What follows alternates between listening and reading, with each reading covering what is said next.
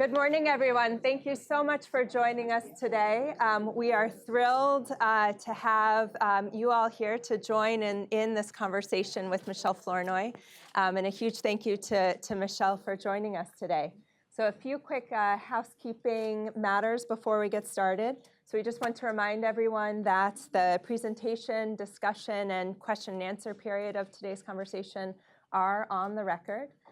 Please also remember to turn off all electronic devices. This does interfere with our recording of today's conversation.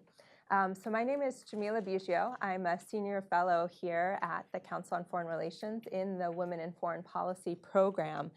This program has been working with leading scholars for over 10 years now to draw together the evidence and make the case for how promoting and elevating the status of women contributes to our foreign policy and national security objectives, from advancing economic prosperity to the focus of today's conversation, building security around the world. I do want to thank the Compton Foundation for their generous support for the work of our program, as well as for today's discussion. I also want to note, you may have seen outside, there are a few copies of the PRISM publication. This is a security studies journal published by the Center for Complex Operations. And this issue that we have here is focused on the... Thank you, Swanee. This issue is focused on the role of women in peace and security. It gathers the evidence and brings together a really interesting, diverse set of authors for a real range of perspectives. So if you've not had a chance to look at that, we do encourage you taking a look on your way out. So just to frame today's conversation, one of the things we're looking at is what's happening in terms of global security around the world. So looking at the fact that there are new and recurrent armed conflicts, that there's expanded terrorist and violent extremist networks, that civilians are increasingly targeted, that mass displacement is at an all-time record high. There is a very complex security situation that we are currently responding to, and these are the trends that we are seeing now in the 21st century. Today's meeting looks at how the knowledge, networks, and skills of diverse populations can help us better address these challenges. We will focus specifically on the role that women around the world can play, how effectively national security leaders can partner and engage with them, and what more the United States can do to help engage with these networks to respond to security threats around the world, improve the sustainability of peace negotiations, and truly advance U.S. security interests. So given the rising number of security threats and the growing evidence of women's participation in peace and security processes, we really feel that this issue merits greater attention by the national security community. So that's really the goal of conversations like today and others that we will be having as part of this discussion series. Before I turn to our distinguished speaker, I would like to introduce two special guests that we have with us today who will help to frame today's discussion. So Ambassador Swanee Hunt, who, in addition to teaching at Harvard, is the founder of Inclusive Security, which for almost 2 decades has been working in more than 40 countries to shift the security paradigm by introducing thousands of policymakers to the work of truly accomplished women leaders in their countries. We're also joined by Ambassador Wafa Bougagues, who is the Libyan ambassador to the United States. She's had an impressive career both in and out of government, from serving as the acting foreign minister to co-founding an NGO that during the revolution focused on women's participation and was credited by the UN and the Libyan National Election Commission with contributing to the success of Libya's election. So we have mics for you, and if I can invite you to say a few words, please. Sure. Well, first of all, thank you. Thank you to the Women in Foreign Policy program here at the Council on Foreign Relations. This is a big deal that this program is so important, and your leadership is very, very significant here. Thank you, my friend, Michèle Flournoy, for being here. Means a lot. And Michael McClouchick, editor of Prism, and thank you. It was wonderful working with you. Wonderful. We had so much fun. We spent 16 weeks deciding on the cover. So that's why I'm holding it up. Are there copies for people to actually There are take? copies outside. Yeah, don't just think about it. Don't just look. Take one, please. Now, I get the best role in the morning to introduce my friend for the last 5 years, Ambassador Begigas. You've heard that she is chargée now at the diplomatic mission to the UN. To the U.S. I'm going to ask 2 very simple questions. All right, and the first is, could you give us an inside view of what's happening in Libya? We know what the New York Times is writing about, or whoever, but we'd like to hear more than we can read in the papers. Okay. Good morning, all. Have faith. Have faith. Huh? Have faith. Okay. Yes. Just speak Okay, speak okay. into it. Yeah, speak into it. Okay, good. Good morning, all. It's a pleasure to be here today. Can with- you all hear back there? Yeah, Yes. can you all hear? Yeah, with inspiring great women, with my Pretty close. mentor, Swanee Hunt. Oh, my mentor. No, Wafa you Bugagas. are my mentor. And I got to know Swanee right after the revolution, the Libyan revolution, December 2011. We were invited, women activists from all over the world, and we were inspired by leadership in the US, by Swanee, by Secretary Hillary, by many great women, by Mrs. Flournoy, and here we are. So let me tell you about Libya today. Libya today is at a dangerous turning point, but we do have a chance to fix things. We do have a chance not to repeat the mistakes that were done between 2011 and 2014. We are advocating here for a shift to the understanding of the dynamics in Libya. Today we have a government of national unity, but we are advocating that the US and the international community should not just look through at Libya through the lens of counterterrorism only, or through the technical assistance and focusing on capacity building. These are very important, but to achieve sustainable efforts and to have the Libyan institutions observe the support and capacity, I think the US and the international community, and this is what is our vision and this is what we're promoting for, they should focus on helping the government of national unity on the economic crisis, on building solid, strong institutions with women at the core of these institutions, and to help in the humanitarian crisis, and most importantly, reconciliation between the armed forces across the country. More so, a great political and diplomatic efforts should continue, pressing on regional countries that have contributed to the chaos in Libya. Now, you mentioned women. Women were really central to the Libyan revolution. And there are many, many stories about the role that they played, but where are they now? Where are the women now? Let me tell you a story. It's of great sadness, but also of great hope. I'll tell you the story of Salwa Bugagas, my first cousin. Salwa was at the core of the revolution. Salwa is an activist, a human rights activist, an advocate for women's rights, a lawyer, and a mother to 3.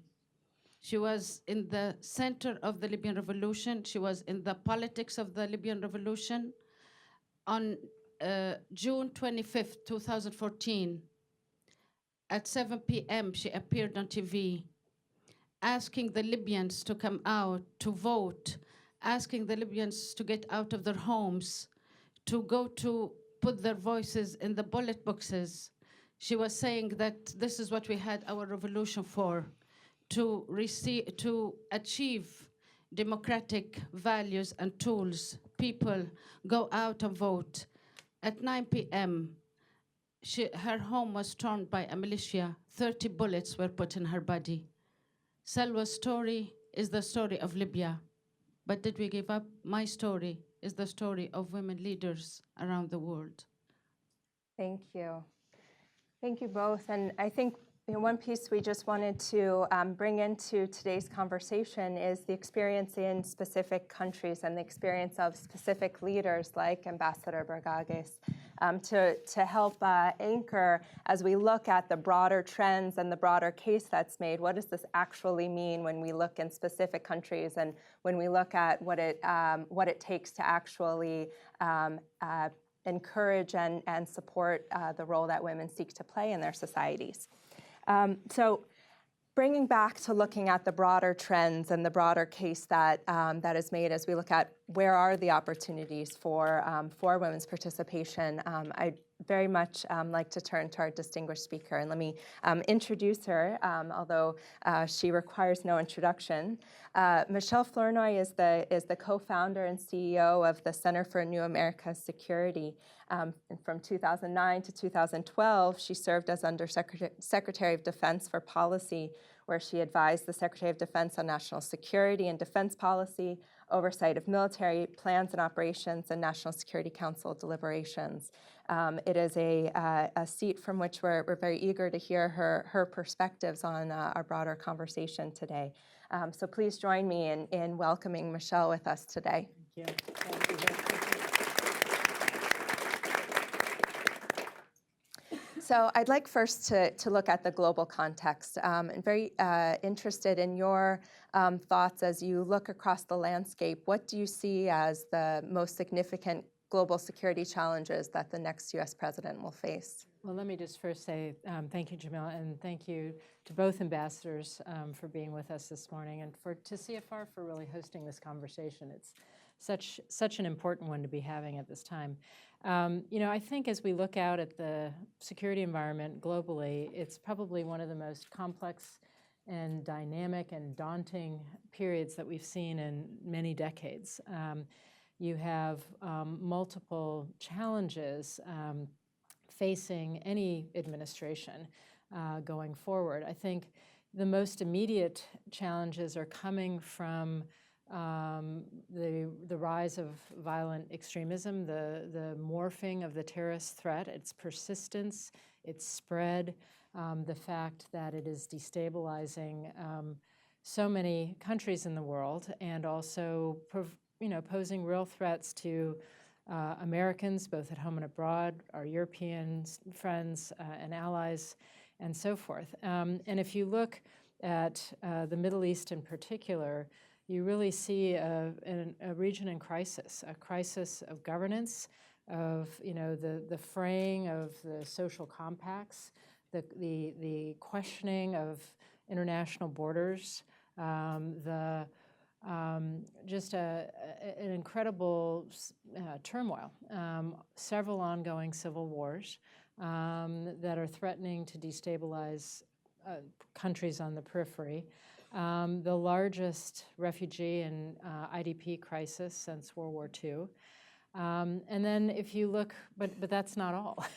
If you look more broadly, I think there are a number of fragile states, states that are either teetering on the edge or in a very disturbing downward spiral.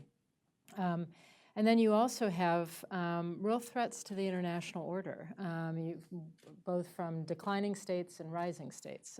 In Europe, we see a resurgent Russia, and Russia, by any measure, is a country in decline demographically, economically, and so forth. And yet you have at its helm Vladimir Putin, who's sort of using the KGB playbook and really seeking to reestablish through the use of coercion and force Russia as a great power, Russia with a sphere of influence, and is very interested in undermining the unity in Europe and of the transatlantic community, using both traditional and non-traditional means, whether it's cyber attacks or support for propaganda, funding for extremist political groups and NGOs and so forth.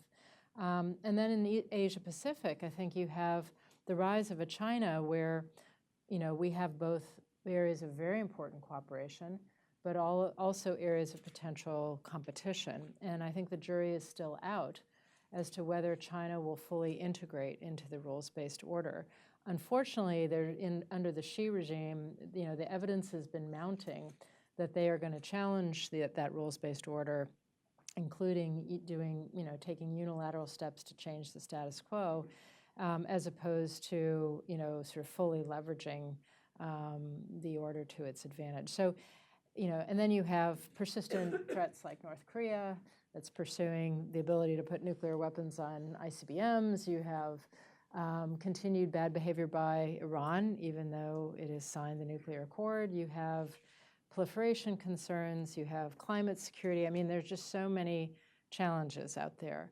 But I think in many of the cases, the weakness of the sort of compact within states between government and society, and the weakness of state institutions to handle these challenges is sort of an underlying and cross-cutting challenge that I think affects many of these situations. Thank you for that. And I think picking up the last point that you're making, so as we look at the trends from the degree of rule-based order to the compact between states and their citizens, as you look across the range of those issues, what role do you see for how women in these societies, in government, in civil society, working from different angles, how can they, do they have a role? How can they contribute to helping to address these challenges that you've described? Yeah. Well, I guess I come at it from two different angles. On the one hand, I think we now have something that's really different, from when Swanee started her organization to now, is we now have a body of academic literature, very rigorously undertaken, peer-reviewed, et cetera, that shows the statistical correlation between the status of women in society, the level of inclusion, and that in society's internal stability, its internal development prospects, its relationship with other states, the sort of fertility of the soil or lack thereof for violent extremism, and so many other correlations. And so there's now a very fact-based, pragmatic case that says paying attention to the status of women and their inclusion in society will actually have a dramatic impact on the health and stability of that society, as well as the country's relationships with other states. And I think that is, that it's very powerful, but it's still too unappreciated. Particularly, I would say it's becoming more appreciated in the academic community. My son is a plebe at the Naval Academy, and what was the Naval Academy's Foreign Affairs Conference on this year? Women in security. I was shocked, happily shocked, but it was not what I expected to see. I mean, but it's great. But in the practitioner community, you walk into many parts of the U.S. government, and this is going to still be a new argument. And that is not acceptable. I mean, I think this administration has made tremendous progress in trying to take its commitments under various UN resolutions and the need for integrating this issue into plans. I think they've made tremendous progress, but there are still large swaths of the practitioner community that sort of don't fully believe this or don't fully buy into it. The other point I would say is from a top-down approach, is that, I spent a little bit of time after government in the private sector, and all the business literature is very clear that when you include more diverse perspectives in the leadership and decision-making teams of organizations, you get better results, better performance of the organization, better quality of decision-making. And so I think it's also a question of why wouldn't you, fully leverage all of the talent available in a society when you're trying to, particularly when you're trying to drive change and make a progress on a very difficult journey. You touched on a number of really important points there, and I think one, as you said, the evidence base has been growing. There's been more and more research, both statistical analyses, case study research, published in peer reviews, as you noted, and there's a lot of anecdotes and experiences that we can point to and draw lessons from as well. You point to the fact that there's been some progress that's been made, but still there are many practitioners for whom this is a new argument and a new concept. So I wonder if you can reflect on that progress that's been made by the Obama administration. What do you see as the strengths of what's been accomplished? What do you see as the challenges, and how can we, for example, better address and engage the practitioners for whom this is a new argument? Sure. So I think the biggest early steps, I would credit Secretary Clinton when she was Secretary of State. She got this, and she started really looking in the programming that both state and USAID did. She started looking to inject a focus on women and girls. Again, not just to be nice or not just to be inclusive as a sort of moral, nice thing to do, but from a very, of the point of view of efficacy, and how were we going to move societies on the development journey more quickly and more effectively. And I think that her personal focus, sort of championing that and then trying to drive it into programs and budgets, I think really kind of accelerated both AID and state on that path. And what's interesting, because AID has really become primarily a contracting agency for others, it also drove huge amount of shift in the NGO community.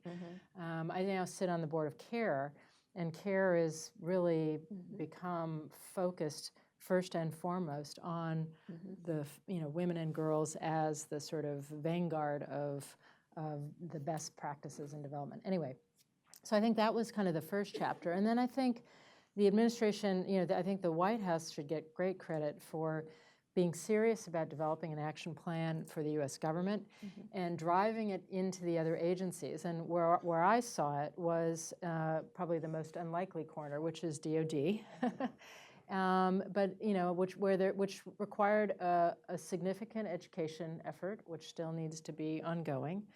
But I think that it's interesting to watch the theoretical discussion, or the planning discussion, if you will, was very helpfully reinforced by the experience people started to have, particularly in Afghanistan, where when we finally figured out that we were failing to engage half the population and that we needed to engage women, and we figured out Lioness teams and female engagement teams and integrating women onto small, soft teams in the hinterlands, and we started engaging the other 50% of the population, it started to have a meaningful impact on our success on the ground. And I think that experience was sort of an eye-opening experience for a lot of operators, and that sort of made it easier it sort of paved the way or smoothed the way for some of the work in the planning domain. So I think DOD's taken some big steps, as have many other agencies, in terms of trying to weave this into the education and training and their own interactions with other militaries, all of the regional centers, for example, trying to educate others about this. But this is a big rock to push up a big hill, and I'm not ready to declare victory at all. I think this has, a long way to go to be fully effective. But at least I do think progress has been made, and this administration deserves a lot of credit for that.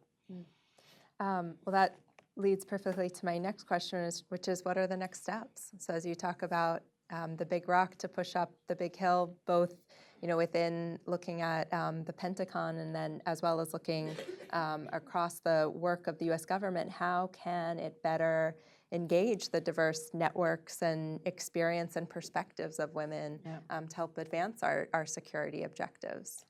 I think that we need to close the gap between the academic literature, which is now quite strong, and the sort of practitioner world and perspective. And I think, frankly, part of the work that you're doing here and that we at CNAS are hoping to contribute to as well is to mainstream this issue into the national security conversation and to not just have this work be highlighted in academic literature that no policymaker reads, but have it be in CFR conversations and CNAS briefs and Brookings, all of the, in the think tank literature and in the conversation that people, we hope, actually read.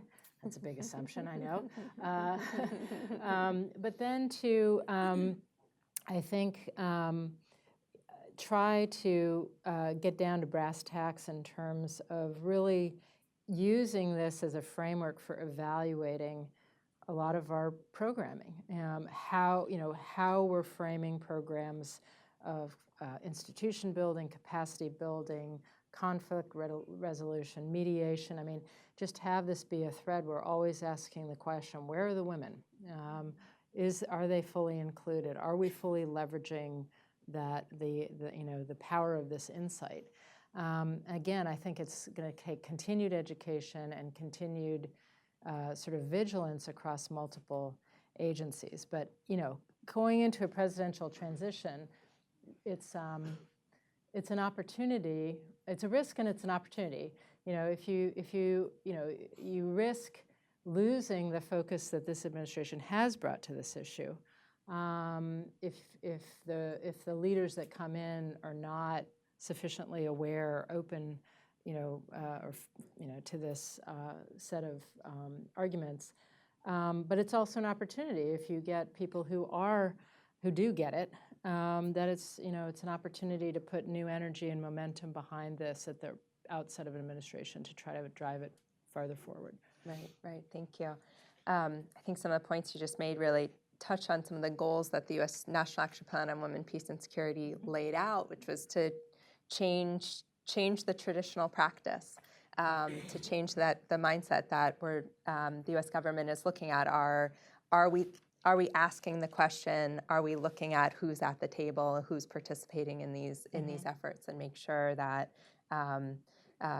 we're drawing on diverse perspectives here. Yeah, and I think the most powerful approach is the efficacy argument, and show me the facts, show the evidence. And one thing I love about the U.S. military as an institution is they're all about what works. This is not an ideological crowd. They're very pragmatic. They're about the mission. If you show me it's going to work and get to the mission, accomplish the mission better and faster, I'm all for it. And so I think from a military perspective, from a development perspective, from a capacity building and institution building perspective, from broader State Department perspective, I think making the evidence-based case, making that more accessible to the practitioner community is absolutely essential. Thank you for that. We've got the evidence, we've got the policy, and now it's time to really drive forward the engaging and really shifting practice. Yeah. So I'd like now to open the discussion portion, the Q&A portion of today's event. Quick reminder, so if you could, if you're interested in speaking, please raise your placard. Introduce yourself, your name, your institution. We have two of our assistants will be handing out microphones. So we've got a question here. Please. Yes, please wait for the microphone. Thank you. Good morning. I'm Selena Aurelio. Good to see you, Michelle. I'm a professor of counterterrorism and countercrime at the Latin America Center at National Defense University, where I actually work on a lot of these issues. My biggest challenge, and I think you can empathize with me, is that we do not actually have dedicated line item funding for a lot of the types of things. I literally just got off a plane from Bogota, Colombia last night, where we're intimately involved in kind of the DDR process. And I've been speaking there about how we have to have at least some seats at the table in terms of any peace process. I think everyone here echoes that. Half of the population in terms of the women in the guerrilla have not really been addressed. And these are the types of things, and then they've actually asked us bilaterally for assistance with their military and police that are going to be transforming from a counterterrorism mission to a countercrime mission. We don't actually have on the table, through DoD at least, off-the-shelf type of training. So we're trying to actually take a look at how we can, and I do a lot of stuff, as you all know too, up at Harvard, at the Kennedy School. How can we take the different things that we have across the sectors, but more importantly, it's how to figure out the funneling part, as whether it's the color of the money, the restraints, as you can imagine, in terms of trying to get consultants and contractors. It literally is the enemy is us inside, which is bureaucracy. And more importantly, I still stand, by the way, as the only female professor on my team. And it's 2016, let alone a person of color. Right. So, and you were at NDU, I'm at NDU, I've been there for a long time. Right. And the thing is, we have to represent the values that we're trying to espouse and push. And it's terrible that I'm literally at SOCOM next week, one of the few female presenters at the immense International Special Operations Forum. So I think there's the willingness to hear about it, but we have to actually kind of put where our money, where our mouth is, and then more importantly, try to actually show using those results and be better about explaining the metrics, like if this, then that, and what came of it, right? So there's the types of things we're still seeing a little bit of hesitance in terms of dedicating the money. We still do certainly have a lot of work to do in our own organizations to fully leverage the talent and contributions of women and to make our own institutions look like our society, no question. And I think that that's a part of this as well. But in terms of what you've just raised is the importance of bringing this discussion to the Hill as well. The color of money is always such a constraint. And there are a couple of approaches. You could try to get funding that's specifically targeted for this purpose.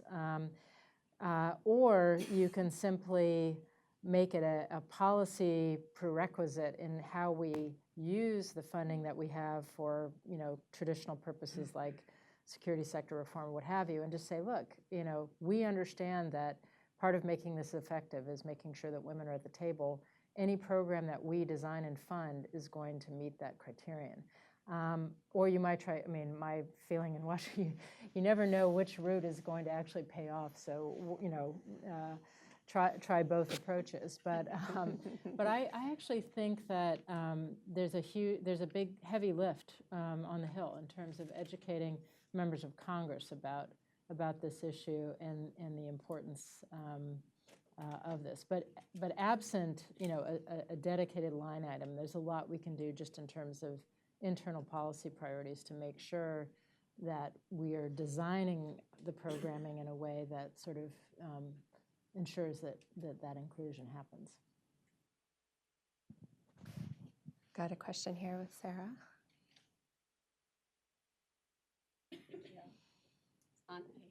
Hi, first of all, thank you so much for taking the time today. My name is Sarah Capel. I am the Women, Peace, and Security Lead for the Office of the Secretary of Defense for Policy. This is it.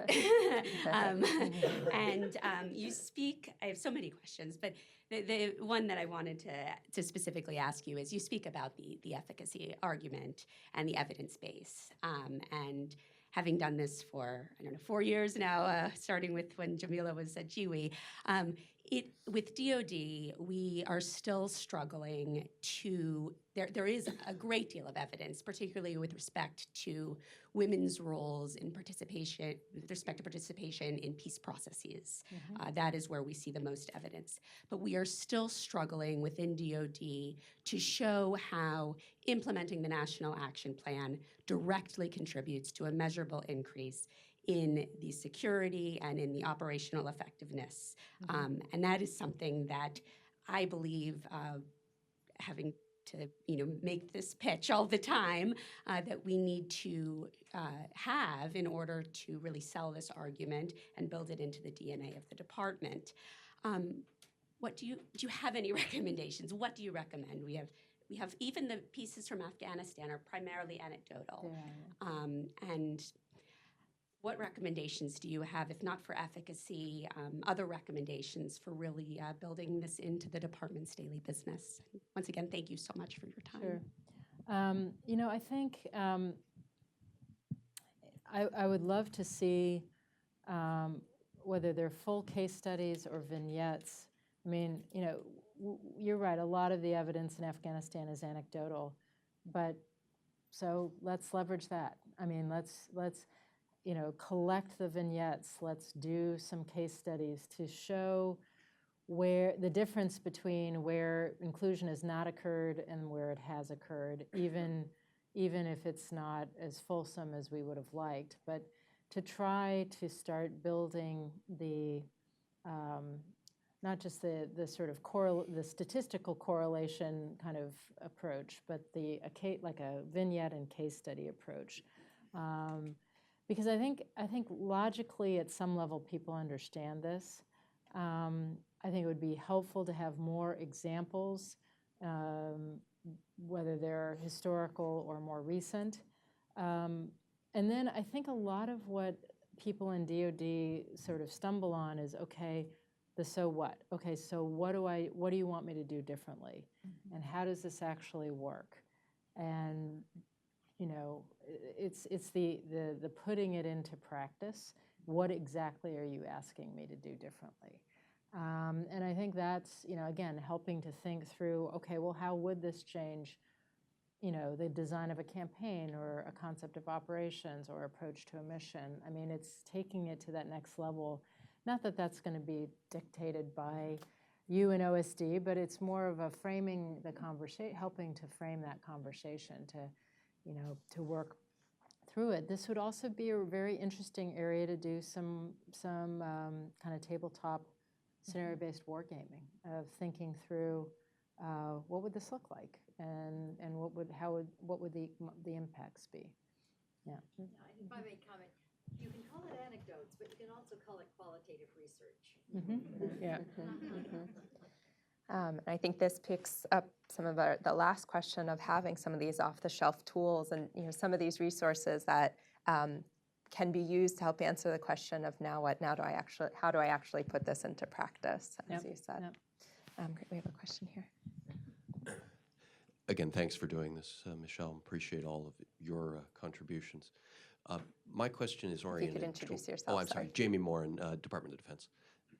My question is oriented towards our internal government processes, and I've certainly seen firsthand in the process of running interminable internal processes for the Department of Defense the positive contributions that we get in caliber of decision making when we have diverse backgrounds around the table. But you talked about how in military situations efficacy is the bottom line. I'd be interested in any case studies you would lay out or exemplars you'd lay out of where you saw the Department of Defense in our internal building of policy, building of decision making, where we did better because we had people around the table who were willing to challenge conventional male-oriented ways of thinking or brought new or other... You mean inside the Pentagon? Inside the Pentagon. It's one thing to prescribe it externally. It's another thing to also prescribe it to yourself. You know, it's trying to think of a particular circumstance, and maybe Kath can help me think of one. But you know, I certainly actually I can think of more in the Situation Room, interagency, where having, whether it was gender diversity or experiential diversity or ethnic diversity, where having people come at a problem from a different perspective or from a different life experience or from a different viewpoint really helped. And I think, you know, that assumes you have, you know, a leader who creates an environment where dissent is or differences of view are actually encouraged and welcomed, which, you know, I certainly believed we had that in President Obama, who used to, like, if you were scowling in the back room, you look like you don't agree. It's like, oh, don't scowl. So I can definitely think of multiple situations where, you know, that just diversity of perspective enriched, it made it sure that there was just a much more fulsome debate before we sort of before the president actually made a consensus. And times when we were sort of going towards a groupthink, or very early consensus, and people would say, wait a minute, have you thought about this? What about that? I'm not so sure. I don't want to put you on the spot, Kath. If you have any particular Pentagon advantages? I would have a similar Yeah. view of when we have. Yeah. Sorry, Kathleen who's- Hicks from CSI. So as Jamie points out, there's sort of endless processes in the Pentagon. I think in almost every case, you can point to the value of having at least enriched the discussion before, even as small a thing seemingly as the strategic communication of decisions. I think that's where that diversity of viewpoint really can pay off. Yeah. Because you have, let's say it's an issue involving the Air Force. Well, you have a perspective from the Air Force about how it's going to take something in. You might have, let's say in particular, it's something like, women in the military. You have people from a civilian background. You have women. You have men. You have uniform. You have out of uniform. You have a political viewpoint. You have a domestic viewpoint. And oftentimes for what we do in DoD and the national security community, you're getting an international viewpoint in. So I think by virtue of doing that, you leaven. Obviously, the counter argument is you go to a consensus, a watered down solution, and as Michèle said, that's where leadership's so important to change the line between watered down consensus and sort of enriched quality decision making. But like you, I don't have a particular. It's such an everyday element of how you lead that I don't have a particular one that stands out. Thank you. We have a question at the table there. Thank you. Thank you both so much. Hillary Matfis, formerly with Michael at CCO. And I would be remiss if I didn't use this opportunity to suggest that if you have the chance to look through our edition of PRISM, where we've tried to gather this systemic, qualitative, and quantitative. Oh, fantastic. But I think we've done a great job of laying out the issues here and reorienting American internal policy towards recognizing and systematizing gender mainstreaming. But in so many of our objectives, we rely heavily upon strategic partnerships and partner nations. So I was hoping you could shed a little light about what the process is like to work with a security partner where perhaps there's not a national action plan or a lack of political will to actually implement that plan. Frustrating. And sometimes, you're dealing with a partner where this is just deeply countercultural. I mean, they don't have an inclusive society, and you're asking them to take an inclusive approach to developing their institutions, or, when I went many, many, many times to Afghanistan, and one of the most compelling visits I made was to the police training center where they were training female police officers. And the personal stories of just hardship and courage that some of these women had to go, literally being disowned by their families because they wanted to serve their country as a police officer.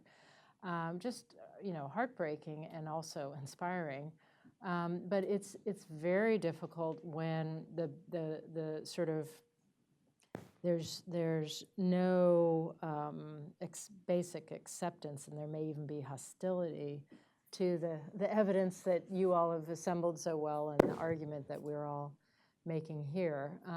And so I think, again, it's, that's where it's about using U.S. leverage and creating pilots to sort of demonstrate the effect. I think in every case where we push the issue and we actually got to the point where you had women participating,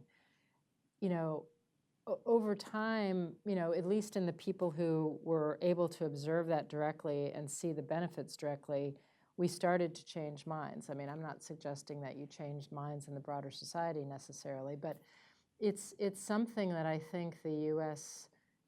Needs to use its leverage in those partnerships to sort of push.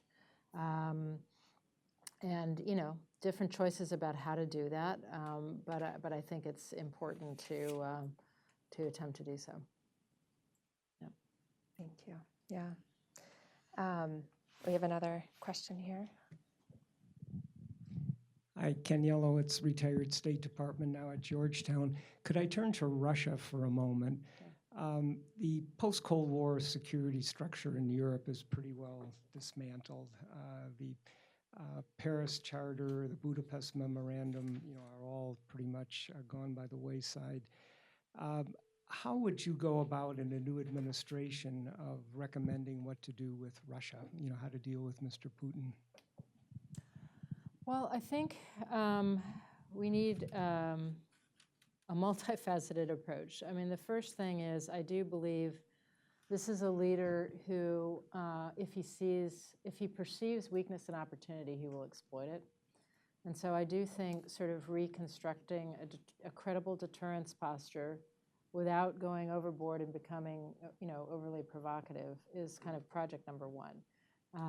We, understandably, after the end of the Cold War, multiple administrations went down the road of kind of deconstructing our previous posture in Europe. And I think post-Georgia, Crimea, Ukraine, we need to reconstruct that. It probably won't look, it shouldn't look exactly like it used to look, but with a combination of permanently stationed forces, rotational forces, prepositioned assets, activities, partner capacity building, et cetera, we need to credibly demonstrate our resolve and our capability to make sure that Putin understands that if he were to do something really stupid in the NATO, area of operations, there would be great cost to Russia, and he would ultimately not succeed.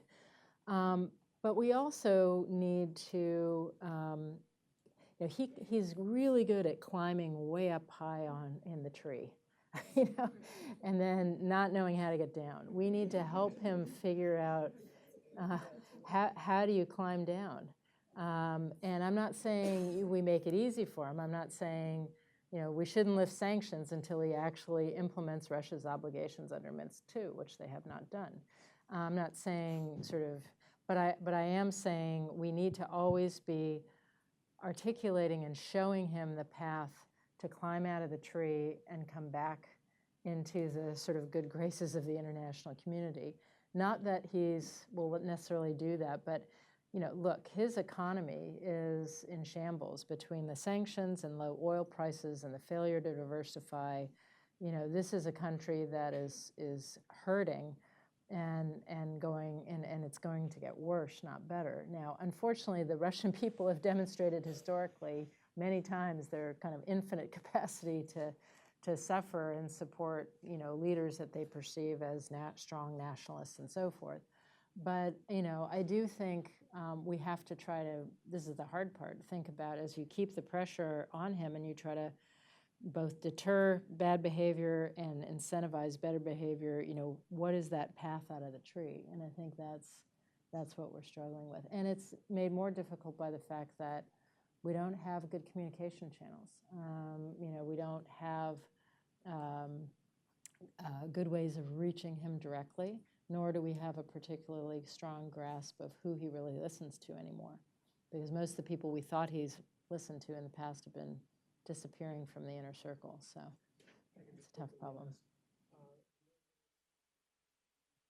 Much in the way of contact, and I was wondering, whether or not, without in any way approving what he's done, whether or not it's a good idea to have our militaries not really communicating other than Syria. Well, I think even at the height of the Cold War, we instituted a military-to-military dialogue to reduce the potential for accident or miscalculation, incidents at sea agreements, that kind of thing.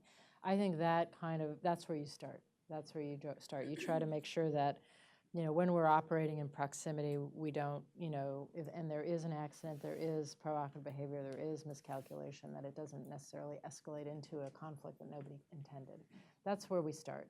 But I think this is not about a mill-to-mill relationship. This is about Putin's fundamental approach and policy. And that's what we have to both use a combination of incentives and disincentives to try to get him to see that it's in his interest to moderate his behavior while being prepared for the possibility that he won't, and that we need to protect our interests and allies in that instance. Thank you. Okay, we've got a question here in the middle.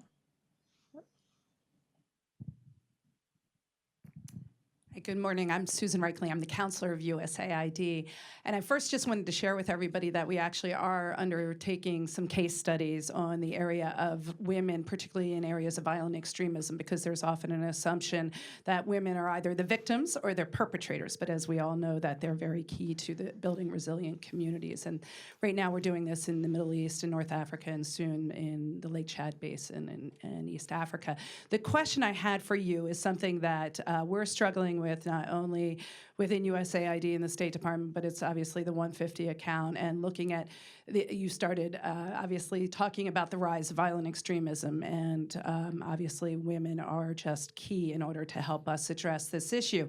The struggle we have is that right now, obviously the resources are very focused on using much more the hard side approach to this, and yet we know, and we issued one of our first policies in 2011 was the development response to violent extremism and insurgency. My last post as a Foreign Service officer was the head of the USAID mission in Colombia, and we knew we had a lot of experience and evidence for that. And yet we're having a very tough time in Washington of, while there's support on the Hill, and we spend a tremendous amount of time up there, and we have a lot of great stakeholders, many here in this room, who are saying we need to put more resources, and this really truly has to be a partnership and not just government, obviously private sector, civil society, universities, youth. I would love to hear your views on that, and particularly as the NDAA is making its way through. Thank you. This is a perennial problem that, DoD tends to get, rather robust funding for its capacity building efforts, its various efforts, and state and AID fare less well in the budget process on the Hill, and just the overall budgets of the agencies are so imbalanced. I like to say DoD, is usually on steroids and everybody else on life support.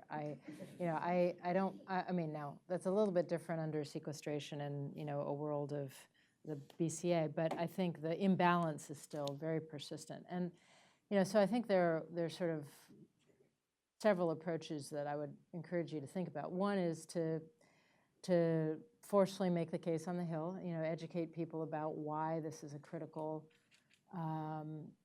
element of particularly any preventative, trying to create resilience so that societies don't become vulnerable to the rise of extremism in the first place. And to, if you go to JSOC, SOCOM, any of these places where, people are doing the kinetic part of this mission set, they're the first ones who will say, you cannot kill your way to victory in this mission area. And so getting some military voices to help make your case, it can be very powerful on the Hill. I think secondly, in the past, for a limited period, when Secretary Gates and Secretary Clinton were in office, for example, we were able to get the Congress to support some transfer funds. Both transfer funds and pooled funding. And pooled funding was harder and at a smaller scale. But the notion that we are trying to come at these problems as with an integrated whole of government approaches, and recognizing this imbalance in resources. If you have a military command and the ambassador agreeing, or the Secretary of Defense and the Secretary of State, if it needs to be at that level, agreeing on the approach, can we make the funding somewhat fungible? Can we use state authorities or AID authorities with some additional monies from DoD? In the past, it's a very hard sell, but in the past, there's been some ability to get that done. But it was, it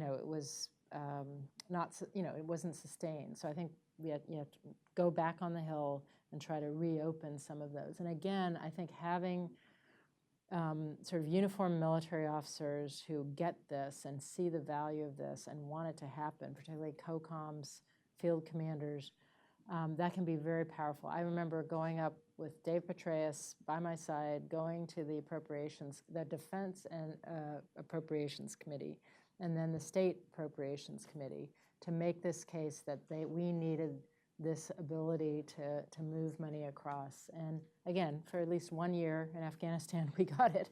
But but that, I think, is the kind of effort that needs to be made. Thank you. We have a question here. Thank you. I'm Nancy Berg.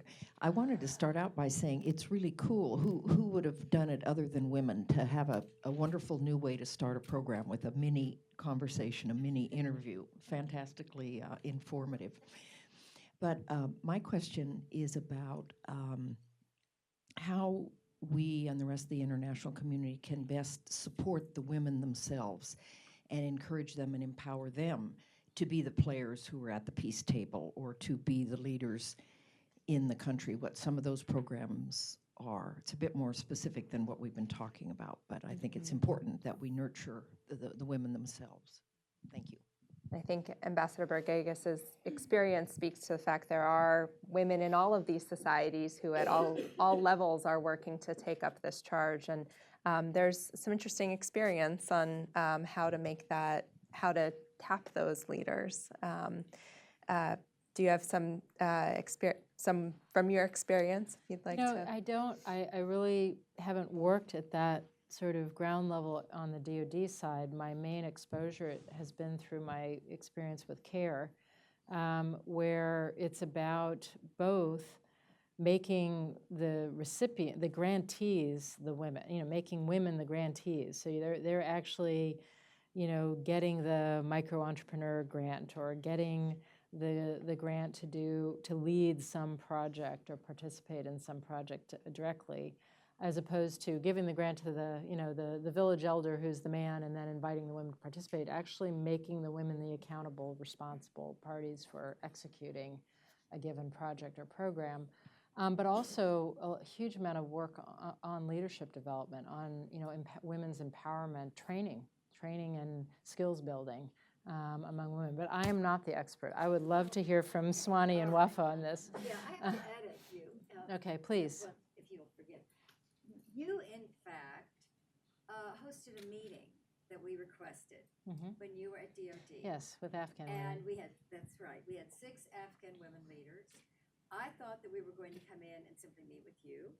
And instead, you had a long table, and you had about 8 of your colleagues who were civilian or military, and you only had 20 minutes. So after 20 minutes, someone came and told you that you needed to leave, and you kind of brushed him off, and you kept on. And then after another 20 minutes, he came back and said, you've blown off one meeting, now it's time for the next. And you said, you brushed him off again. You were splendid. And the difference that made, of course, for these women, I mean, that was trial by fire for them. And we worked with them for 2 days ahead of that. Yeah. And, throwing out policy kinds of questions. But it also made a difference and positive with the people that you had brought to that meeting. I do think that if you're in a position as a U.S. official, what you ask for, I remember my first trip to Afghanistan, I'd never been, you sort of get almost, I don't want to say a dog and pony show because I know a lot of work goes into it, but it's a very traditional approach to showing you certain things. But as you become a more educated consumer, I started asking, the embassy, I want to meet with women entrepreneurs. I want to go visit, when I go out to Wardock, I want to go to a girls' school, with the ALP. I want to go, you start asking to engage the other half of society, and that creates venues that maybe, small bites of the apple, but hopefully helpful. Very much that it opens the conversation if we're engaging with female leaders, asking to see Meet schools, with the women see these who programs. are, part of the Loya Jirga. Meet with, the women police officers. Meet with, just shine a light. Exactly. Where you can. And then from that experience, you hear their perspectives, and it may inform the U.S. policy or other And other the 20 efforts men in that are traveling with you also hear it. Exactly, exactly. Well, that brings us to a close in our conversation today. I want to, on behalf of myself and Paul Stairs, a senior fellow and director of the Center for Preventive Action here and our co-sponsor of today's conversation, please join us in thanking Michèle for her insights today.